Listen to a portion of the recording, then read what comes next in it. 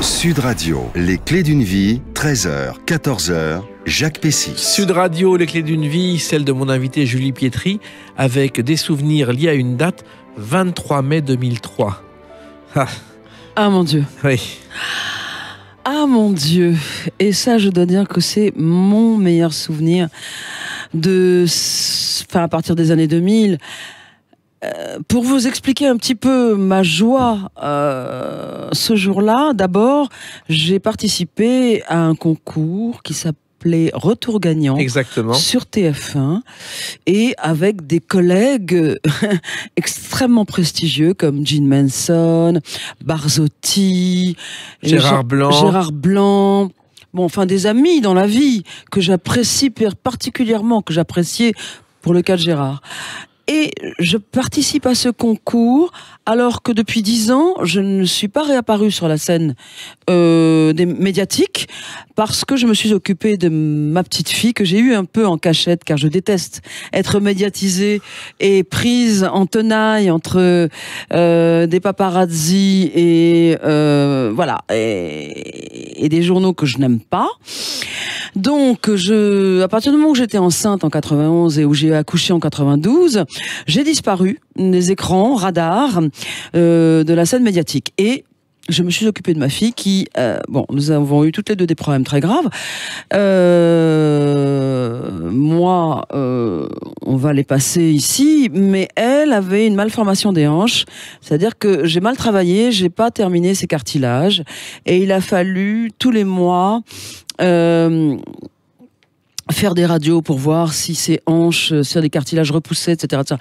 Ça a duré des mois et des années jusqu'à ce qu'elle ait à peu près 11-12 ans où on m'a annoncé que tout était normal au niveau de ses hanches. Donc je me suis beaucoup occupée de ma petite fille. Manon, j'ai oublié un peu mon métier, sauf pour partir un peu sur les routes de France et de Navarre en été, parce qu'il fallait quand même bien, entre guillemets, bouffer. Mmh. Et voilà, j'ai tué ça pendant... Alors maintenant, il y a prescription, Manon a 27 ans, et j'ai tué ça pendant des années et des années. Et quand on m'a proposé en 2003 de participer à ce jeu concours de Retour gagnant, au fond, je me suis dit que je n'avais rien à perdre. C'est d'autant plus que, juste avant, on avait fait un sondage dans un groupe très connu, qui est le groupe Énergie, des radios, diverses et variées. Et le verdict était tombé. J'étais tombée comme l'égérie des années 80, alors qu'il y en avait bien d'autres pour moi. Hein. Bref, j'étais arrivée première de ce sondage. Ça m'avait beaucoup étonnée. Déjà, j'avais pas compris. Et ensuite, on m'avait proposé ce Retour gagnant. Et la surprise du chef, en reprenant une musique d'une de mes idoles aussi, il n'y avait pas que Julien Clerc ou Véronique Sanson, il y avait Johnny. J'ai repris Vivre pour le meilleur en live. Et j'ai gagné ce concours contre toute attente. Je ne m'y attendais pas du tout. J'étais même en train de discuter avec mes potes quand on m'a dit « Mais dépêchez-vous, vous avez gagné, revenez, parce que c'est l'antenne maintenant, en direct ». Et j'avais pas compris, Julie. Et on est venu me secouer pour me dire que j'avais gagné, tellement je bavardais avec les autres, ne m'y attendant absolument pas. Je pensais que c'était Gene Manson ou Barzotti qui avait gagné, enfin, quelqu'un d'autre que moi. Et vous avez gagné avec cette chanson de Johnny. Johnny, on en parle beaucoup, on oublie l'humour de Johnny. Drucker m'a raconté il y a pas longtemps qu'un soir il dîne chez Johnny à Marne-la-Coquette, il aime les yaourts. Donc Johnny lui donne une caisse de yaourts. Ensuite, il fait une émission de télévision avec lui, Johnny l'engueule, viens dans ma loge. Il avait préparé une caisse de yaourt. Et toutes les semaines, il venait avec une caisse de yaourt venant de Suisse. Pour Michel, c'est devenu un running gag. On ne connaît pas cet humour de Johnny. Si, je pense que c'est un monsieur qui a beaucoup d'humour. Beaucoup d'humour. Alors, dans cette émission Retour gagnant, Julie Pietri, vous avez bien sûr interprété cette chanson.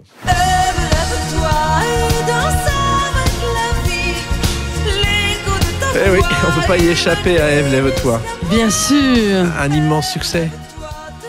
Quelle merveille. Numéro 1 au top 50 et classé pendant 6 mois. Ouais, pendant plus de 6 mois au top 50, dont la première place, etc., etc. Je ne sortais pas de ce top 50, c'est incroyable. Je suis rentrée 48e ou quelque chose comme ça, et je n'en sortais pas. Deuxième, première, troisième, quatrième, deuxième. Et puis à la fin, on continuait, j'étais 22e, 19e. Enfin bon, ça ne cessait pas. Et quelque part, c'est un tel phénomène dans ma carrière d'artiste qu'il a un petit peu occulté tout le reste de ce que j'ai fait. C'est bien d'ailleurs que je suis heureuse que dans cette émission on parle d'autre chose de ce que j'ai fait, parce que quelque part on croit toujours que je n'ai pas. Certains novices ou des jeunes pensent que je n'ai fait que Ève dans ma carrière, et c'est simplement que ça a été un raz-de-marée. 1,5 million de disques à l'époque, maintenant je vous en parle même pas, mais c'était 2 disques d'or et un disque de platine. Ça a été un raz-de-marée, une bourrasque dans ma carrière, ce d'autant plus qu'avant Ève, lève-toi et l'album Le Premier Jour qui comporte Ève, lève-toi, j'étais Julie tout court quand j'ai fait les Amoureux fous, les Magdalena, les C'est comme si, etc. Et je suis devenue Julie Pietri, ce qui m'avait valu d'ailleurs l'honneur d'être jetée de toutes les radios, et c'est le public, en écoutant un des premiers remixes qui avait été fait à l'époque, et qui m'avait entendu dans toutes les grandes boîtes de nuit, comme les Macumba par exemple, c'était la grande époque, qui avait dansé sur ce titre et ce remix, qui était venu réclamer Ève, lève-toi, dans toutes les radios, au téléphone. Vous savez, à l'époque, on téléphonait beaucoup, il n'y avait pas d'internet, etc. Enfin, c'était les prémices. Mais ça avait été un raz-de-marée en fin août, donc je suis rentrée 48e. Les gens ont raflé tout ce qu'il y avait comme disque. Il n'y en avait pas beaucoup, d'ailleurs, dans le commerce, puisque depuis le mois de mars, on m'avait jeté. Et ça s'est rattrapé ailleurs. Et depuis, alors ce qui a séduit aussi le public, c'est le rythme de cette mélodie qui est lié à vos origines d'Afrique du Nord. Ah oui. Ah oui, et j'en suis très fière parce que je suis pour le mélange des cultures, et j'avais voulu cette chanson qui est très orientalisante, et je trouvais qu'elle faisait très... Voilà, elle parlait de mes racines en Afrique du Nord, et je pense qu'elle réunissait beaucoup de publics, qu'ils soient musulmans, juifs, catholiques, chrétiens. Enfin, je veux dire, c'était bien de réunir tout le monde sur une chanson fédératrice qui parlait, qui plus est, de libération de la femme, car le texte que j'ai écrit là parlait uniquement, Ève, lève-toi, c'est ça que ça veut dire, c'est lève-toi et reste debout, et même si tes enfants ont grandi, garde le pouvoir de pouvoir te redresser. Et justement, vous écrivez vos chansons, ce qui n'est pas si courant, et ce qu'on sait peu d'ailleurs, Julie Pietri. Oui, c'est vrai. Il y a des... et comment est née cette chanson alors ? Elle est née du fait que, comme j'avais repris mon nom de famille, et que je m'étais sortie de pas mal de soucis avec certains producteurs, notamment Monsieur Claude Carrère, dont nous avons parlé, paix à son âme, tout à l'heure, qui était le producteur de Sheila, qui était quelqu'un de très dictatorial. J'avais réussi à me sortir de ses griffes, entre guillemets, en lui laissant toutes mes royalties, car je lui devais encore quelques disques, pour pouvoir avoir ma liberté. Et vous savez, à l'époque, ne croyez pas qu'une femme ne se faisait pas manipuler dans les maisons de disques. Elle se faisait souvent manipuler, et il fallait avoir vraiment beaucoup de volonté et beaucoup de caractère pour se sortir un petit peu des griffes de ces tout-puissants producteurs. D'ailleurs, souvent, Sheila elle-même en a parlé, il était très difficile pour elle d'obtenir ce qu'elle voulait faire, voilà, ce qu'elle voulait dans cette maison de disques de Claude Carrère, et moi j'ai eu les mêmes problèmes, sauf que comme je voulais vraiment partir et faire ce que je voulais, eh bien je lui ai laissé toutes mes royalties. Je pense que la liberté vaut mieux que l'argent, et donc c'est là où j'ai eu l'idée de me dire, mais bon sang, vraiment nous les femmes, il faut qu'on se lève, qu'on soit unis, et je me suis dit, il faut que on conjure le sort qui pèse sur la nuque des femmes, qui date de l'Ancien Testament, où on voulait tellement que Ève soit à l'origine du péché originel. Eh bien, j'ai dit non, et ça m'a donné l'idée du thème général de cette chanson, Ève, lève-toi. Il y a même eu une version anglaise d'ailleurs. Listen to your heart, que j'ai fait écrire par une amie choriste, qui a beaucoup travaillé notamment avec France Gall, qui s'appelle Yvonne Jones, en effet. Et je suis arrivée 13e, je crois, à l'Europarade. J'ai réussi, j'ai été faire des télévisions à Milan, en Allemagne, à Munich, à Madrid. Enfin, ça a été extraordinaire. C'était le point de départ d'une nouvelle vie de Julie Pietri. Nouvelle vie, d'ailleurs, c'est également le titre d'une de vos chansons. Nouvelle vie, tu dors dans mon corps, bien à l'abri du mauvais sort. Encore une chanson à succès que vous avez chantée à l'Olympia.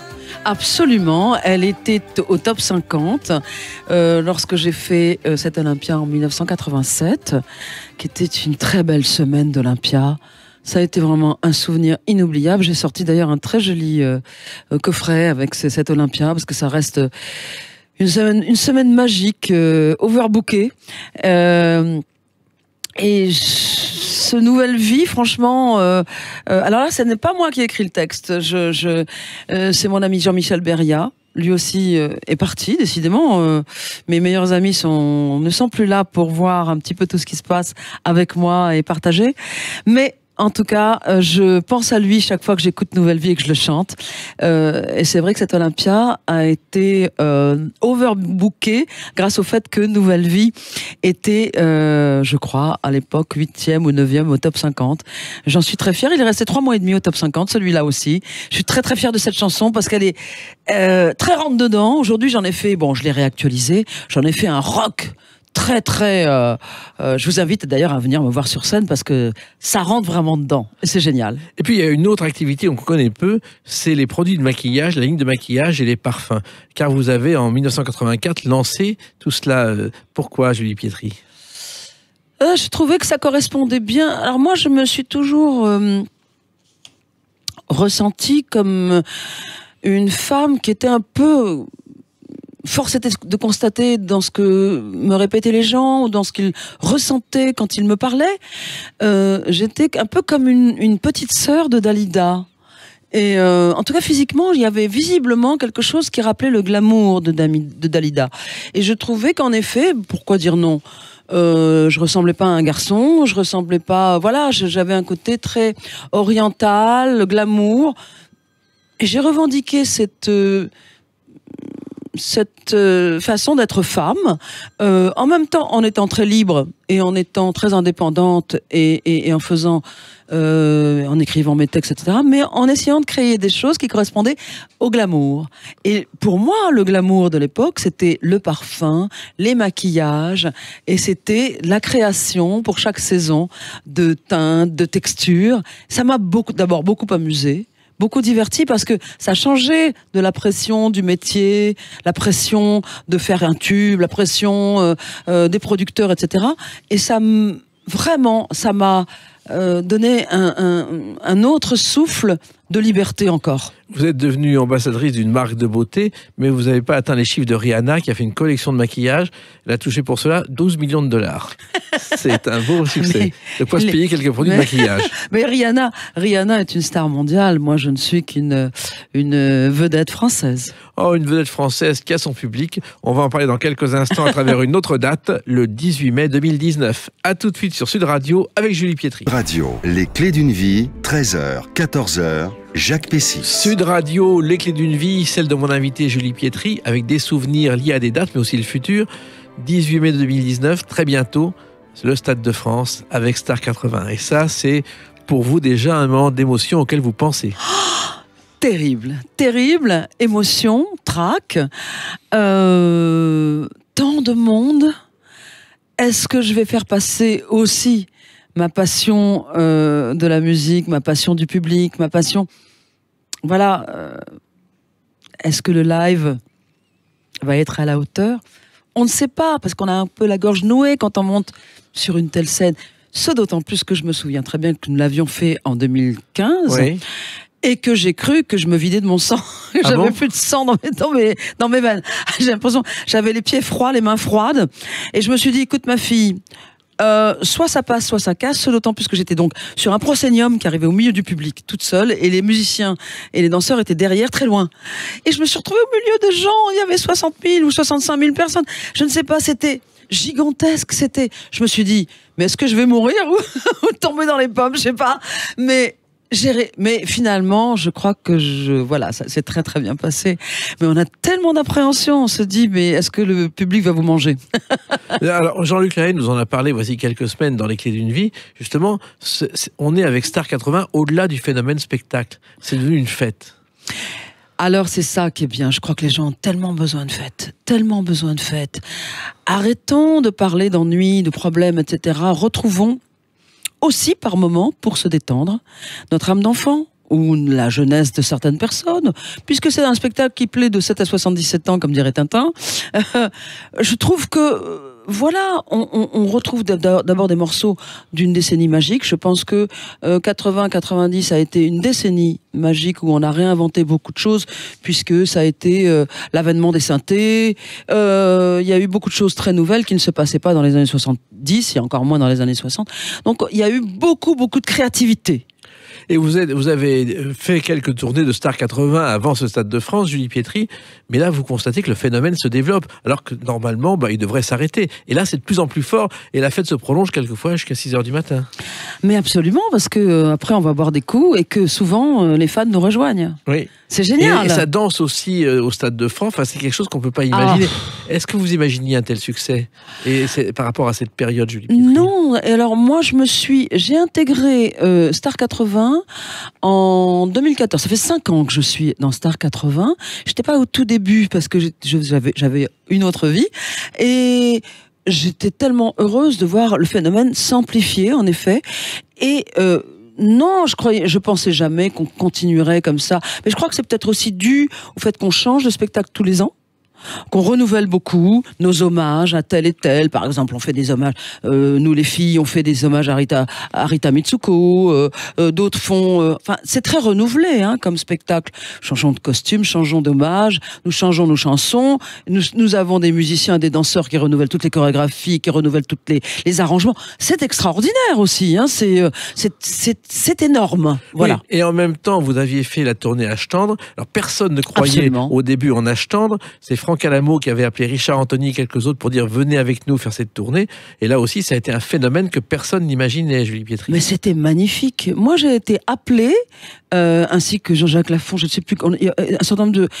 Parce que nous étions des années 80 et que il voulait renouveler un petit peu l'image des années 60-70, Alice Donna, il y avait même avant la magnifique Annie Cordy, des Miss Rossos, mon Dieu, quelle merveille, des Michel Delpech, mon Dieu aussi, toutes mes pensées vont à ces merveilleux artistes extraordinaires, mais je dois dire qu'on a renouvelé un petit peu par notre entre guillemets jeunesse par rapport à Madame Annie Cordy, bien entendu, le concept d'Âge tendre et tête de bois. Et on s'est tellement amusé. On faisait des croisières avec Âge tendre et tête de bois. Moi, j'avoue que j'ai beaucoup appris. J'ai beaucoup appris. J'étais très amie, par exemple, avec des Hervé Villard, qui me montraient beaucoup de choses dans la vie. Je trouve que c'est une génération. Franchement, tous les soirs sur ces bateaux, nous avions Alice Donna qui se mettait au piano et nous chantions Brassens et Brel, ou Piaf. Franchement, ça m'a...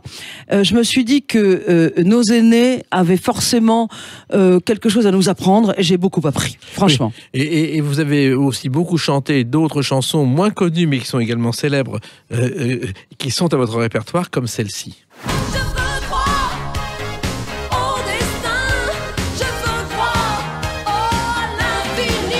Et vous avez cru au destin et qui vous a souri, Julie Pietri. Ne pensez pas, Jacques, que cette chanson aujourd'hui, elle réapparaît beaucoup Oui. moins. Elle fait partie de mes spectacles en live, les miens propres. En effet, c'était un disque d'or. J'en ai vendu 500 000. Et c'est étrange, dans toute ma carrière, il a disparu dans l'esprit des gens. Et ça m'a beaucoup étonné. Par contre, quand je la fais sur scène avec mes musiciens, dans mon tour de chant, les gens disent « Mais oui, ça nous dit quelque chose. » oui. Ils avaient eux-mêmes acheté le disque. C'est fou. C'est fou. C'est comme ça, comme une chanson apparaît, disparaît. C'est comme Achetant de tête de bois. On oublie qu'avant d'être une émission de télévision et un spectacle, c'est le titre d'une chanson de Pierre Delanoë créée par Gilbert Bécaud. Et à chaque fois, ils ont dû demander l'autorisation à la famille de Bécaud et à la famille de Delanoë. Gilbert Bécaud qui était la star de mes parents. Oui, et qu'on oublie un peu trop aujourd'hui. Oui, trop. Alors, il y a quand même une chanson qui est méconnue et qui est très très belle, Julie Pietri, c'est Salammbô.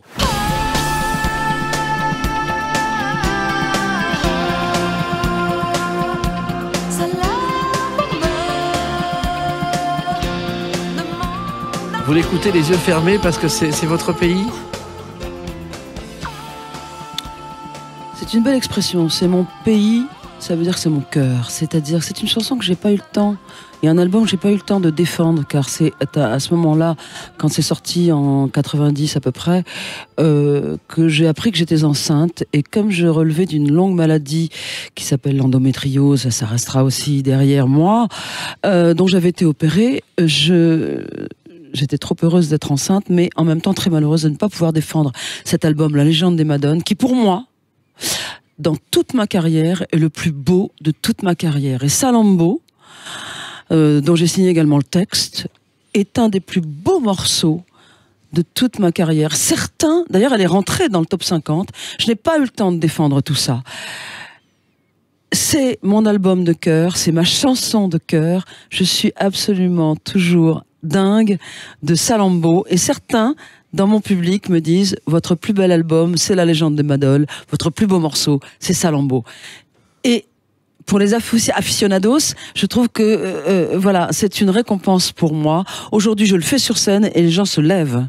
Donc finalement, elle a fini par atteindre le cœur des gens et du public. Mais pour moi, c'est c'est l'album le plus abouti de toute ma carrière. Voilà. Et puis Salammbô, c'est un roman de Gustave Flaubert, écrit en effet. 1858, et un roman d'ailleurs où il s'est renseigné, il a passé plusieurs semaines en Tunisie. Absolument. Pour justement se renseigner sur les habitudes des Tunisiens et pour écrire la vérité dans son roman. Voilà, le exactement. roman que vous avez lu, je pense. Alors absolument, et dont je n'ai gardé aucun souvenir. Tout ce que j'avais, c'était la couverture sous les yeux, Salammbô, Flaubert. Bon, je me suis dit, ça passera au-dessus de la tête de tout le monde, mais je trouvais que Salammbô, ça sonnait tellement bien. Et puis c'était oriental. Tiens, à propos de couverture, vous avez fait celle du magazine Lui aussi. Ah oui. Ça, c'était aussi un événement. Ah oui, écoutez, j'ai eu de la chance dans ma vie. J'ai été élue plus jolie femme de France de cette époque-là, et ça a été une chance extraordinaire. Lui m'a contacté à condition, bien sûr, que je signe un contrat. Sur le contrat, j'ai précisé que je ne montrerai rien. Et donc, je n'ai rien montré, ou si peu, mais c'était très joli. Voilà. Mais on a beaucoup parlé de cette photo. Voilà, j'étais très très heureuse. Plus tard, je ferai pareil, je ferai Playboy. Et à l'époque où j'avais déjà eu Manon, ma fille, et où j'allais arriver vers Retour Gagnant, d'ailleurs vers 2003.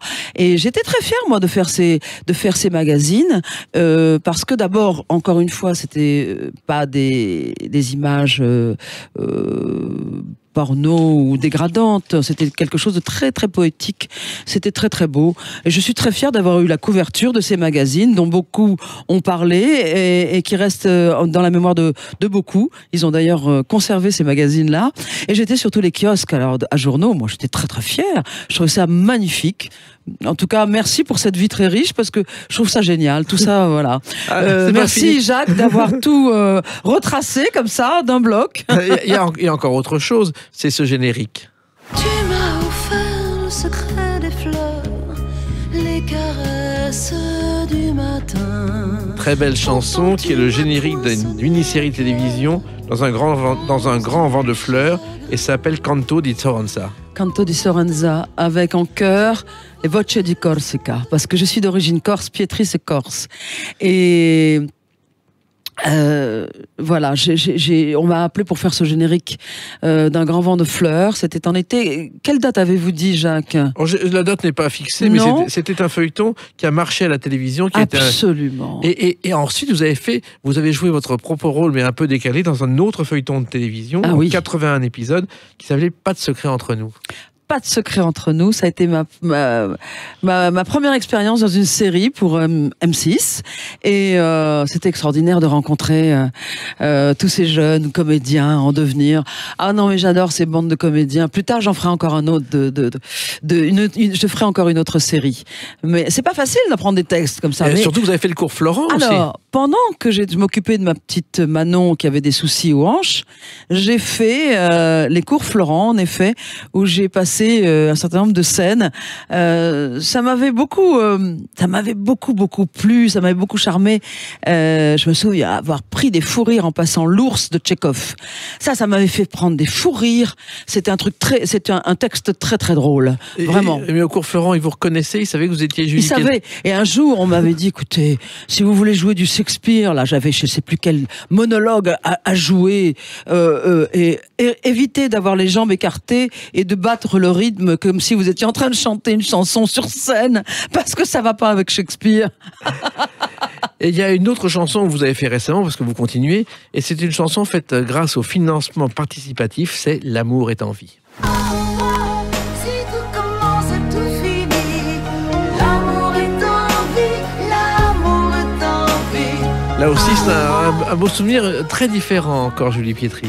Oui, j'avais envie de renouer avec la créativité, donc j'ai voulu simplement me prouver à moi-même déjà que je pouvais le faire, c'est-à-dire je pouvais réécrire, aller chercher par la main le créateur de Ève, lève-toi, nouvelle vie, Nuit sans issue et autres immortels, donc de l'album Le Premier Jour, Vincent-Marie Bouveau, et nous avons fait cette chanson avec un financement participatif en effet, pour voir si on était capable encore de générer l'envie d'une certaine créativité. Ce qui va donner lieu maintenant, d'ailleurs, à la création, toujours sur certains de mes textes, d'un EP, c'est-à-dire un album ouais. plus petit, plus restreint, et à une scène le 8 mars 2020 au théâtre de la Tour Eiffel. Voilà. Donc finalement, d'avoir essayé de me jauger en me demandant si j'étais encore capable de créer quelque chose m'a donné l'envie d'avoir envie, comme dirait Johnny. Et l'envie, nous, c'est de vous retrouver donc le 18 mai au Stade de France. Absolument. Et là, vous préparez déjà ça. Vous savez, il y aura 2-3 chansons comme à chaque fois. Oui, comme à chaque fois, on est quand même beaucoup d'artistes, donc nous ne pouvons chanter que 2 de nos titres au maximum, et aussi le moment aussi de faire un hommage. Moi, je sais que j'ai un hommage à Rita Mitsuko féminin avec mes consoeurs, donc il faut que tout le monde puisse passer sur scène et donner beaucoup de joie aux gens. Et vous en donnez beaucoup, et je pense que ça continuera. En tout cas, je recommande à celles et ceux qui ne sont pas encore allés au Stade de France d'aller vous voir, d'aller voir toute la troupe de Star 80. C'est un moment qu'on n'oublie pas. C'est tout à fait magique. Encore une fois, venez vraiment nombreux, c'est extraordinaire. Merci Julie Pietri d'avoir participé à ces clés d'une vie et de vous être aussi bien raconté. Merci Jacques. Dans quelques instants, on retrouve Brigitte Lahaie et nous on se retrouve demain bien sûr à 13h pour d'autres clés d'une vie. Bonne journée.